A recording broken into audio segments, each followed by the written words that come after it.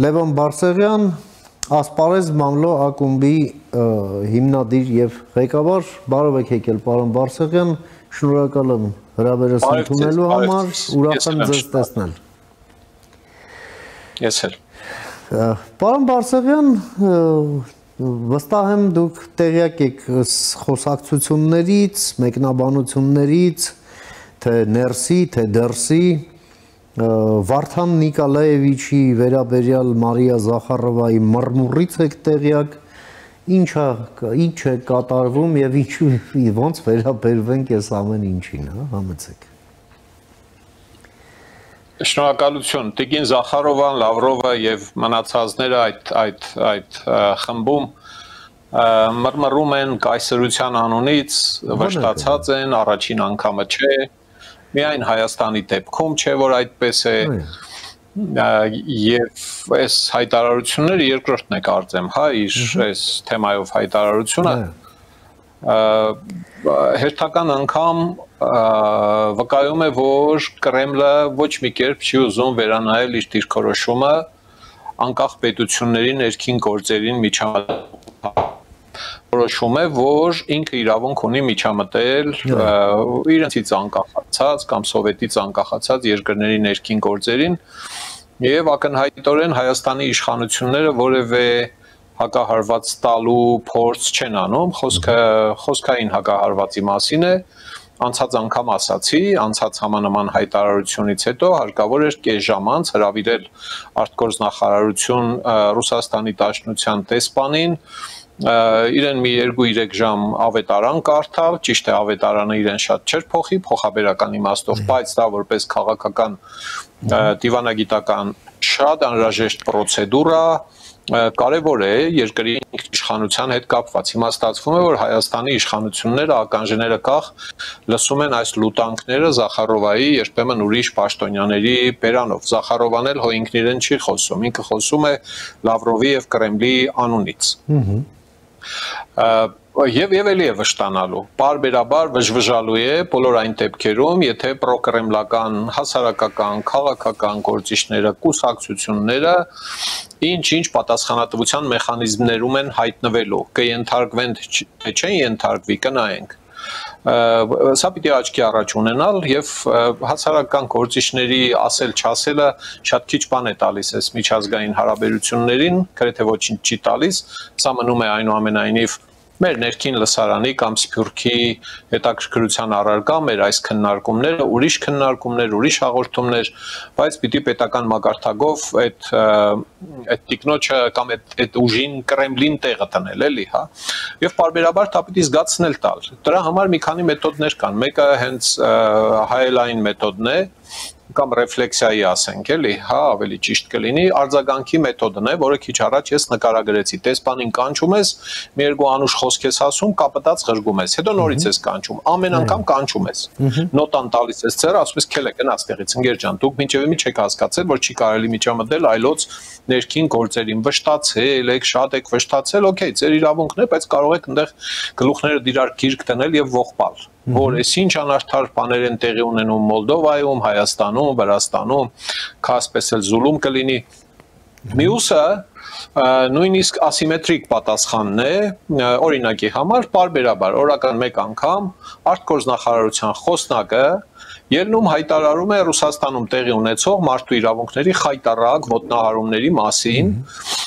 կարծիք է երկու տող Այս նույն ծավալով 15 վայրկյան, ուրեմն 15 վայրկյան։ Ինչի եք բռնել, այս ինչ երկչին, ինչ է թե երգ է երգել այդ աղջիկը Պետերբուրգում։ 13 օր ինչի եք բանը, լավ չեք արել, մենք սա գնահատում ենք մարդու իրավունքների ոտնահարում, մենք հույս ենք հայտնում, որ Կրեմլը կվերանայի իր դիրքորոշումը մարդու իրավունքների հետ կապ։ Դուք պատկերացնում եք հիստերիան Կրեմլում կամ բանի Լավրովի գրասենյակում դրանից հետո 10 րոպե հետո կանչելու են Հայաստանի դեսպանին, անելու են այն, ինչ ես քիչ առաջ նկարագրեցի։ Հայաստանի իշխանությունները ձեռնպահ են մնում, բախեր ունեն, ինչեր ունեն, մի խոսքով, այս իշխանությունից ավելին սպասել չի կարելի։ Սա մեկ, իսկ պարոն Ղուկասյանի հայտարարությանը շատ ենք անդրադարձել, շատ ենք խոսել, եւ դա միակ հայտարարությունը չէ, առաջին հայտարարությունը չէ, եւ դա միայն կողք չէ առ Կրեմլ, դա նաեւ պարսավանք ու լուտանք է արևմուտքի հասցեին։ Հիմա շատերը չեն հիշեն խայտարակ հարցազրույցը, որը տվեց 1 ամիս առաջ, վերնագիրն էլ չեմ ուզում մեջ բերել, բայց թե հրապարակված վերնագիրը մեջ բերեմ, էլի։ Պետարասների խոսքը ասնավանի չէ։ Լրագրողը կամ միկրոֆոն բռնող մարդը որոշել էր, որ հարցազրույցի մեջ 3 անգամ կրկնված այդ խոսքը պիտի տնի վերնագիր։ Ինչու՞, որովհետև դա շատ լայքեր, մայքեր է հավաքում ըստ երևույթին կամ իր խելքով, միկրոֆոն բռնողի խելքով։ Դա ամենացցուն միտքն է եղել, որը ինքն այնտեղ արտահայտել է։ Այնտեղ ուրիշ մտքեր էլ կային, ճիշտն ասած։ Այդ մտքերից մեկը հնչում էր հետևյալ կերպ. Ավետիսյաններին Պերմյակովը չի սպանել, այլ սպանել են Եվրոպա մետները։ Հա, ենթատեքստը այն էր, որ վարկաբեկվի Ռուսաստանը, Կրեմլը եւ այլն եւ այլն։ Հիմա օրինակ դատախազությունը հետաքրքրված է սպանության գործի հետ կապված նոր հանգամանքների հայտ գալով։ Պիտի որ հետաքրքրված լինի։ Պատկերացրեք, մեկին տատել են, ղրգել են Ռուսաստան պատիժը կրելու Պերմյակով անունով։ Անցնում է 10 տարի, ուղիղ 10 տարի, եւ Գյումրու քաղաքապետը Կրեմլա սիրահար պարոն Ղուկասյանը ելնում ասում է, որ Պերմյակովը չի սպանել, այդ քիչ է,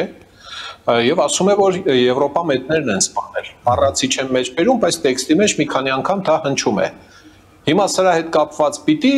հարցնեն, ասեն, պարոն Ղուկասյան, եթե դուք արժեքավոր տեղեկություն ունեք այն մասին, որ այդ սպանությունը չի բացահայտված ըստ էության, հա, հայտնեք այդ տեղեկությունը իրավապահներին ձեր համաքաղաքացիների սպանության գործ ամբողջությամբ բացահայտեն։ Չգիտեմ, իրավապահները սրանով զբաղվում են թե չէ, բայց հարկ է որ զբաղվեն ըստ էության։ Հաջորդը, այդ իր հայտարարությունը, հա, Հայաստանը իրենից ինչ է ներկայացնում եւ այլն։ Երբ համեմատում ենք այս հոդվածի հետ, քրեական օրենսգրքի 422-րդ հոդվածի հետ, որի մեջ նկարագրված է հանցակազմը, իշխանությունը զավթելուն, տարածքային ամբողջականությունը խախտելուն, ինքնիշխանությունից հրաժարվելուն կամ սահմանադրական կարգը բռնի տապալելուն ուղղված հրապարակային կոչեր։ Ես առիթ ունեցել եմ իմ կարծիքը ասելու, ի թիվս այն ծավալուն քննադատության, որը ես միշտ արել եմ եւ անում եմ Ղուկասյան Վարդանի հասցեին, ես ինքս այս հանցակազմը իր խոսքում չեմ նկատում։ Իր խոսքը ես քրեական չեմ համարում, դատախազությունը համարել է, լավ, հասկացանք։ Ես չեմ համարում, չնայած այդ խոսքը խայտարակ ձևի քննադատելի է։ Քաղաքական դաշտում պիտի դիտարկվի, կարծում եմ, որ իր այդ արտահայտությունները Հայաստանը այսպես կոչված միութենական հանրապետություն մտցնելու իր տենչը, իղձը, երազանքը, բանման, հա, բայց թե իրավապահները այդպես են գտել, շատ դժվար է լինելու, կարծում եմ, որ պետական իշխանությանը պնդելու եւ հաստատելու, կպնդեմ, բայց հաստատել, ապացուցել, որ այս քրեորեն հետապնդելի արարքն է կատարել այդ հայտարարությամբ, ինձ թվում է դժվար կլինի, կարող է սխալվում եմ, եթե սխալվեցիք, ասեմ ներողություն, այ հիմա համոզվեցի, որ այդ խոսքի մեջ կար քրեորեն հետապնդելի արարք, կաշառքի գործը իհարկե առանձին պատմություն է, դա չքննարկենք եւ շեշտեմ, որ Ղուկասյանի այդ հայտարարությունները Հայաստանն իրենից ինչ է ներկայացնում, որ ես կողմ եմ միութենական պետությանը Բելարուսի օրինակով, սա քաղաքական դաշտում պարսավելի է եւ ասեմ պարսավանքը որն է եւ իհարկե անդրադառնամ մադամ Զախարովայի համեմատությանը, թե Եվրամիության դեպքում ոնց որ ինքնիշխանության զիջում չեք նկատում, Եվրոպամետներն են այդպես պնդում եւ այլն, դառնանք Եվրամիության անդամ պետություն, իսկ այս մի դեպքում նկատում եք։ Երկու կարևոր հանգամանք կա։ Այն բանը անդամակցությունը, որը ունի Բելարուսը Ռուսաստանի մոգոնած, ստեղծած, այսպես կոչված միութենական հանրապետության մեջ բոլորովին այլ փիլիսոփայություն ունի եւ պատմություն ունի եւ որակ ունի հատկապես, քան թե Եվրամիության անդամ երկրների միավորումը Եվրոպական միության մեջ։ Եվրոպական միության միջի որևէ երկիր չի եղել այդ 27 երկրների, տոտաժե 20-ի, 5-ի գաղութատերը, չի եղել կայսրություն, որից անջատված կտորներին ստիպել է, ասել է, եկեք թե չէ լավ չի լինի, պետք է կապ մտնեք ստեղ, ինչպես դա վարվեց Բելարուսի հետ, այդպես վարվեց Բելարուսի հետ Կրեմլը։ Մյուսը Կրեմլի եւ Բելարուսի ներողություն, Ռուսաստանի Դաշնության եւ Բելարուսի հարաբերությունների որակը, եթե չեն ուսումնասիրել կամ իրենց հավիտեղ են տնում Զախարովայի կողքու բոլորի ժողովուրդը, համեմատեք Եվրամիության անդամ երկրների հարաբերությունների որակի հետ։ Եթե այնտեղ որոշումները կայացվում են կոնսենսուսով, ոչ ոք այնտեղ մտքով չի անցնի ասել, թե գիտեք Ֆրանսիան, Գերմանիան շատ մեծ բնակչությամբ երկրներն են, եւ այն փոքրաթիվ բնակչությամբ երկրները Բուլղարիան սուսուխելոք պիտի կատարի մեր ուզածը, մեր ասածը եւ այլն, այնտեղ կա վերպետական խորհրդարանական միացյալ մարմին Եվրոպայի խորհուրդ, այնտեղ կան ուրեմն պետություններն ունեն իրենց ինքնիշխան համակարգերը ինքնիշխանության։ Ռուսաստանի Դաշնության Բելարուսի հարաբերությունների դեպքում երբ կամենա Կրեմլը Բելարուսի տարածքը կօգտագործի որպես սեփական բոստան, ինչ ուզի այնտեղ կցանի, զենք կտեղադրի, կհանի այդ զենքը, կհարցակվի ուրիշների վրա, այդ տարածքից ուրեմն զանազան հարձակումներ, ոտնձգություններ, դրոնների կամ հրթիռների, չգիտեմ, հարձակումներ կարող է իրականացնել։ Անունը տնելով, որ իհարկե Բելարուսը համաձայն է, բայց ներողություն, կա մոլորակի վրա մեկ մարդ, որ այդպես միամիտ է կարծում է, որ սա հավասարազոր միություն է։ Ոչ մի դեպքում չի կարող Ռուսաստանի մոկոնած իր նախկին գաղութների հետ վերակամութացվող ուրեմն պետությունների հետ ունենալ իրավահավասար հարաբերություններ, ինչպես չունի ԱՊՀ-ի հետ կապված, ինչպես չունի ՀԱՊԿ-ի հետ կապված, ինչպես չունի Հայաստան-Ռուսաստան պայմանագրային կամ ռազմավարական պայմանագրի բովանդակության հետ կապված։ Բոլոր այդ նշածը դեպքերում Ռուսաստանի Դաշնությունը գտնվում է դոմինանտ տերում, գերակա, թելադրող, պարտադրող, հրամայող դիրքում, իսկ մնացածը կամ կատարվող են, կամ իրենց, ասենք, միամտի տեղ տնողն են, կամ չտեսնելու, չլսելու տվողներն են, մինչև տանագը կհասնի ոսկորին։ Բազմաթիվ ապացույցներ կան, որ Ռուսաստանի Դաշնությունը դավաճանել է Հայաստանի Հանրապետությանը։ Այս էլ այն մյուս հանգամանքն է, որ Վարդան Ղուկասյանին եւ մնացած Կրեմլի հետ միանալու կամ Ռուսաստանի Դաշնության կազմում լինելու կամ լավ միութենական հանրապետության ջատագովներին, այսպես ասած, բանը տնում է մի այնպիսի փակուղու մեջ, որի տակից դուրս գալ չեն կարող, այս հարցին պատասխանել չեն կարող։ Ինչու մինչև հիմա այն պետությունը, որի հետ ուզում եք կազմել միութենական պետություն, կամ չգիտեմ, միութենական երկիր, այդ պետությունը մինչև հիմա ինչու է խախտել իր պայմանագրային պարտավորությունները իր այսպես կոչված ռազմավարական դաշնակից Հայաստանի Հանրապետության նկատմամբ։ Այդ մի հարցին պատասխանեք, ախպեր։ Նստենք լուրջ լսենք էլի ձեր ճամարտակությունները այն մասին, որ ճիշտը Ռուսաստանի Ռուսաստանը մեզ կօգնի, լուրջ, այդ խոսքերն էլ եմ լսել, չէ, ես չեմ հիշում։ Ղուկասյան Վարդանն էր ասում, մեզ կօգնի հզորանալ, եթե չեմ սխալվում, այդպիսի ձևակերպում կար։ Ինչ գնով կօգնի։ Եթե ինքնիշխանությունը զիջում ես, լեզուն փոխում ես երկրում, պետական լեզուն կամ երկու պետական լեզու ես սահմանում, անձնագիրը դարձնում ես մեկ միասնական անձնագիր, զինված ուժերը դնում ես Ռուսաստանի Դաշնության կամ այսպես կոչված միացյալ զինված ուժերի ենթակայության տակ։ Դրամական միավորից ես հրաժարվում, քեզ ինչ պետք է, սիրելի Հայաստան, դրամական միավոր։ Դե մի անգամից ռուբլո կոդիկ կլինենք, էլի, եթե դա է, այդ հարցին պատասխանեն, ախպեր, դրանից հետո եթե կբացատրեն ինչու է դավաճանել Ռուսաստանի Դաշնությունը Հայաստանին, չի կատարել իր պարտական։ Դրանից հետո նստենք մի քիչ լուրջ խոսանք, էլի, բայց հիմա այդ խոսակցությունները անհետեթություն են։ Ես, գիտեք, իրավունք չունեմ ասելու, թե մարդիկ քաղաքական գործիչները լավ չեն պատկերացնում, թերի գիտելիքներ ունեն, հիշողությունից են թույլ։ Ես կանխավարկած ունեմ, որ ովքեր մտնում են քաղաքականություն, պիտի պատշաճ պատրաստվածություն ունենան, անշուշտ պիտի ունենան իրենց քաղաքական դիրքորոշումը, աչական են, ծախական են, то չգիտեմ, ծայրահեղական, լավ, ջանդամ, բայց կներեք էլի, բայց հիշողության ու փաստերի հետ չեք կարողանալու խաղանել, ճիշտ է, ոմանք ուտում են այդ կորիզները, կտերը, գրապարով ասած, եւ ռոպագանդայի զոհ լինելով, շնորհակալություն իհարկե պարոն Փաշինյանին, ռոպագանդայի հախիտ չգալու եւ գալու ցանկություն չունենալու համար, բանը ահագին մարդ լուրջ է ընդունում, մեզ կպահի, մեզ կշահի, մեզ տիրություն կանի, ախպերը բացատրեք Հայաստանը իրենց ինչ էր արել, որ Հայաստանի նկատմամբ իրենց պարտավորությունները չկատարեցին ու ախմախությունը կներեք, ապուշությունը գնաց հասավ այնտեղ, որ ասացին մենք չգիտենք որոնք են Հայաստանի սահմանները։ Հիմա որ Պուտինն ասում է մենք չգիտենք որոնք են Հայաստանի սահմանները, ես հարց ունեմ տալու բոլոր նրանց, ովքեր Հայաստանը համարում են միայն Կրեմլի հետ զարգանալու հնարավորություն ունեցող երկիր։ Այդ ինչ երկիր եք մտցնելու միութենական պետություն։ Այդ մարդը չգիտե մեր սահմանները, այդ երկիրը ո՞նց եք մտցնում այնտեղ։ Իրենց խոսքերն են, չգիտեն իրենք։ Այսօր էլ Ռուսաստանի Դաշնության դեսպանը Ադրբեջանում լինելով Արցախում կամ Լեռնային Ղարաբաղում ասել էր, որ սա իր 7-րդ այցելությունն է եւ այլն, ու թույլ էր տվել մի հետեւյալ արտահայտություն. ազատագրված Արցախ։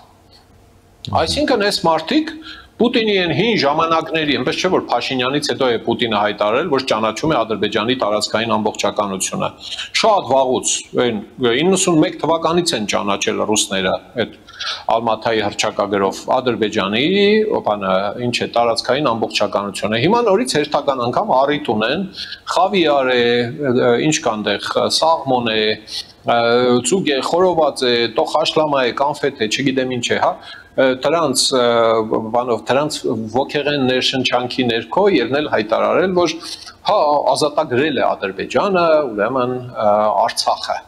Բա շուտ կասեիք ժողովուրդ, բա դուք ինչ խաղապահություն եք անում այնտեղ, ինչ եք անում, կամ լավ ԵԱՀԿ Մինսկի խմբում փորձում եք լուծել, այդ ինչ եք փորձում լուծել, հետաքրքիր է։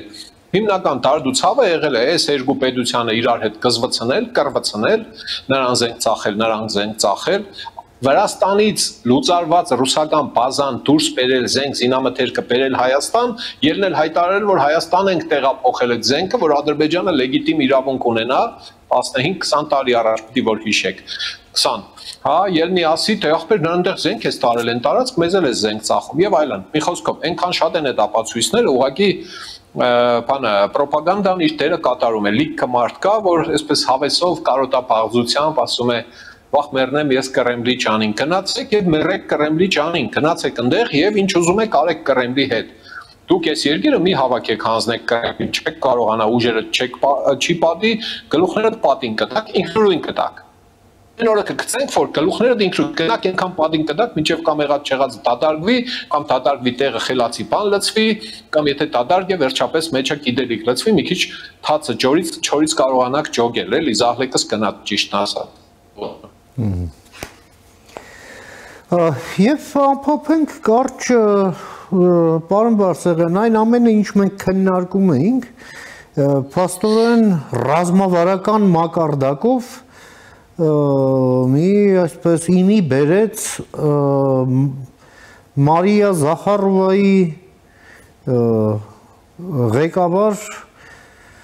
Սերգեյ Լավրովը, Ռուսաստանի արտգործնախարարը Մինսկում հոխորտալով, որ ամերիկացիները հենա ինչ-որ արեստական երկխոսության ֆորմատներ են ստեղծում, որպեսզի Անդրկովկասը և կենտրոնական Ասիան պոկեն Ռուսաստանից նրանց այդ փոխշահավետ համագործակցությունն էլ այդքան չի հետաքրքրում, իրենց համար կարևորը պոկելն է, թույլ չենք տա պոկել Ռուսաստանից։ Հիմա մենք դրան հետո նոր հետևեց Մարիա Զախարովայի մռմուռը առ Վարդան Նիկոլաևիչ, հա։ Հիմա լավ մենք ինչ անենք սրա հետ։ Մենք որպես լրագրողներ կամ վերլուծաբաններ մենք մեր անելիքը ինձ թվում է որ ահագին լավ անում ենք երկուսից չափով էլի հա հաշվի առնելով որ Հայաստանում այս թեմաներով կարծիքներ հայտնող կամ մասնագիտական կարծիքներ հայտնող շատ ավելի շատ մարդիկ կան իրենք էլ իրենց կարծիքները հայտնում են բայց շեշտում եմ սա պետական քաղաքականությանը փոխարինել չի կարող մեկ Քաղաքակիրթ աշխարհը ունի փորձ, երբ պետական իշխանությունը պիտի լսի տարբեր խմբերի մարդկանց, աջ, ցախ, եսիմ, ուլտրա, կոնտրա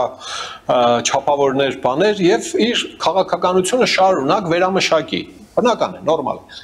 Հայաստանի իշխանությունները ես վստահ եմ, որ լսում են, ականջալուր են լինում, լսում են այն իմաստով չէ, որ կատարում են, ու պարտադիր չէ ուղիղ կատարել։ Արդյունքում ստացվում է այնպես, որ Հայաստանի իշխանությունները ինչ էլ լսում են, ինչ էլ իմանում են, առերես են խոսում, падգամավորներին ենք բան բացադրում, մեր հասկացած է, էլի, ոչ թե խելք ենք բացադրում, մեր կարծիքն ենք հայտնում, հա։ Ու լիքը ուրիշ պաշտոնյաների վերջում պարզվում է, որ սուսուփուս նայում են այնտեղ, երևի թե այն կինոյի միջի ասում է Աշխարհաբեկ ջան գլուխդ կախ կպահես էլի գլուխդ ցածր պահի բալա ջան գլուխդ կախ պահի բան Մալյանի հանջարեղ ֆիլմում էլի մոտավորապես այս տրամաբանության մեջ է Հայաստանի իշխանությունն օգտագործում Եվ մտածում եմ, որ դա երևի թե մեթոդ է, էլի, մեթոդ է, յոլա տանենք մինչև ցորենի, то չգիտեմ գազի, էներգակիրների, բենզինների, то չգիտեմ ուրիշ բաների ներմուծման այլ ընտրանքային ճանապարհներ կլինեն, մի քիչ ցկցկենք, մի քիչ չարչարվենք, մի քանի լարերի վրա խաղանք, մի քանի աթոռի նստենք, տանակի շեղբով քայլենք, վազենք եւ այլն, մինչեւ ճանապարհները բացվեն, Կրեմլը տեսնի, որ Հայաստանին տնտեսապես խեղդելու միջոցներ չունի։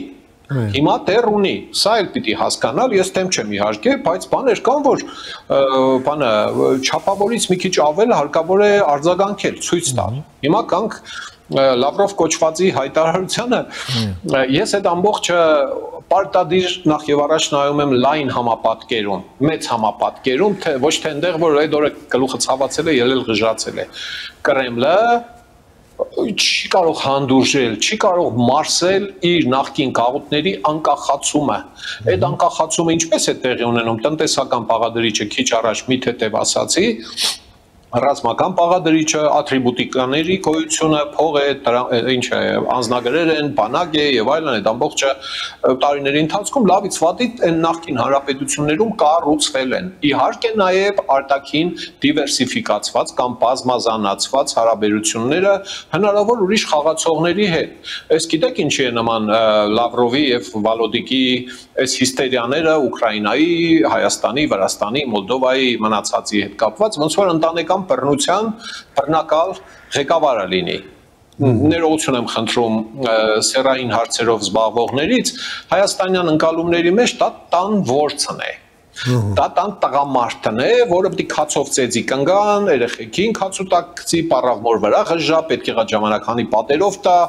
փողը վերցնի տանի խմի, ասի չթպրդա, հələ մեկը տնից գնացել եք կսատկացնեմ, այս ձևի վարք է դրսևորում արտացված իհարկե պետական հարաբերությունների վրա։ Մյուս կողմից էլ իհարկե Կրեմլը ցավոք չի հասել այն նախկին կայսրությունների իմաստնությանը, որոնց նոմինալ պետությունները մոլորակի վրա դեռ կան։ Օրինակ, Մեծ Բրիտանիան, Իսպանիան, Ֆրանսիան եւ այլն։ Եթե այդ իմաստնությանը հասած լիներ, ժողովրդավարական երկիր տարած լիներ, լավ կոնե, կհասկանար, որ նախկին գաղութների հետ հարաբերվելու անհամեմատ արդյունավետ, ավելի լավ, ավելի շահավետ, փոխշահավետ եղանակներ կան, քան թե ղժար բորալը, հիստերիկ ճիչերը, զենքով, հրթիռներով հարձակվելը եւ մնացած այլանդակությունները։ Չի հասկացել այս կայսրություն կոչվածը, մնացել է 16-17-րդ տարերում, փորձում է նախկին գաղութների դեմ օգտագործել շատ հին հնացած մեթոդներ, հաշվի չառնելով, որ այս պետությունները վերջը ոչ խար չեն, կներեք էլի, բանը հազար ու մի կապեր են ստեղծում, պիտի ստեղծեն եւ պիտի զարգացնեն իրենց ինքնիշխանությունը, դա շատ բնական մղում է, շատ բնական ցկտում է, այնպես որ մի կողմից հարկավոր է ի գիտություն ընդունել Լավրովի այս ճղածությունները, մյուս կողմից որևէ նորություն չկա, հասկանալ, որ նորություն չկա, որ ոչ իր խոսքի մեջ, ոչ էլ իր գործողությունների մեջ Կրեմլի, հա, հարձակվենք, ջարդենք։ Բելարուսը սուսուփուս է հանձնվում, ասենք մտածում է, որ շուստրի է, կներեք այս բառերի համար, հա, կայսրությունից ենք խոսում։ Հա, իսկ Ուկրաինան ոնց որ թե չի հանձնվում, բերեք քացուտակ գցենք, սատկացնենք, այնքան ոչ իրենց լինի, ոչ մեզ լինի, եւ այլն եւ այլն։ Հայաստանի դեպքում էլ ինչքան ուժ ունեցել է ՑՌ եւ ինչքան ուժ ունենալու է, փորձելու է ճնշել Հայաստանի ինքնիշխանության հնարավոր շարժումները, ցկտումները, ինչպիսիք էլ դրանք լինեն։ Իրեն չբավարարեց այն, որ պարոն Փաշինյանը մինչև 22 թիվը շատ համերաշխ, ջիգարով, խաթրով, բաման հարաբերվում էր պատերազմից հետո 2 տարի շարունակ, մինչև 22 թվականի սեպտեմբերի 13-ը։ Հարաբերություն էր պահպանում, փորձում էր պահպանել Կրեմլի հետ, շատ լավ տեսնելով, որ Կրեմլը ունի լրջագույն դաշինք Ադրբեջանի հետ, փորձում էր չճղայնացնել Կոգորտիլոսին, էլի հրեշին։ Դրանից հետո նոր օտարերկրյա, ինչ է, արևմտյան Եվրամիության դիտորդներ, կապեր Ֆրանսիայի հետ, Միացյալ Նահանգների հետ ռազմավարական համագործակցություն, խաղաղության պայմանագիր, սա վառում թափում է, էլի Կրեմլին։ Խելագարության տուրն է հասցնում, սա պիտի գիտություն ընդունել, պետական իշխանությունը պիտի պատրաստված լինի դիմակայելու բոլոր ճնշումները, պարենային, էներգետիկ, ռազմական անվտանգության հետ կապված, բայց դրա վրա հույս դնել չի կարելի, որտեղ իշխանությունները բազմիցս ապացուցել են, որ խայտարակ զիգզագների հեղինակ են։ հասարակությունը, քաղաքացիական հասարակությունը կազմակերպված կերպով պիտի դիմակայության սխեմաներ մշակի։ Եկուց մյուս օր ընտրությունների նախորդին, ինչ ասեք կարող են անել Մոլդովան ձեզ ու մեզ օրինակ։ Շնորհակալ եմ, պարոն Բարսեղյան, ձեր կարևոր դիտարկումները եւ գնահատականները մեր հեռուստադիտողին ներկայացնելու, ձեր ժամանակից մեր եթերին հատկացնելու համար մի շնորհ հանդիպում ամենայն բարիք։ Շնորհակալություն։